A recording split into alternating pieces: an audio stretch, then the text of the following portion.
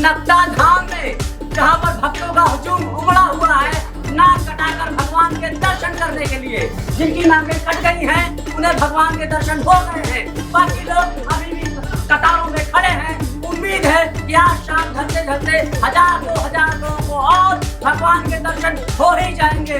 गुरु गोविंदो उखड़े काके लागू पाए, बलिहारी गुरु आपने नाक लियो बचाए। अरे रे गुरुजी क्या कर रहे हैं? बड़ी मुश्किल से एक इमेज बनी है, काहे उसको चौपट कर रहे हैं? क्या करें, दिल से गुरु जो मान लिया आपको।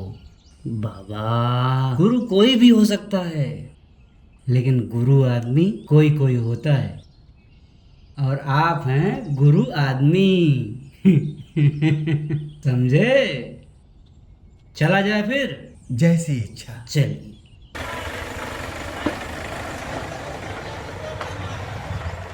जय हो।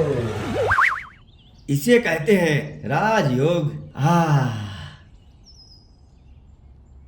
है नहीं।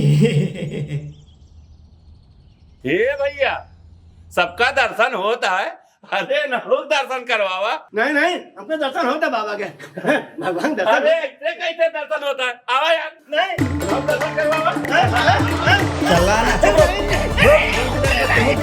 ए चक्कुइया। अरे उसके व्यवस्था नहीं की चलत है।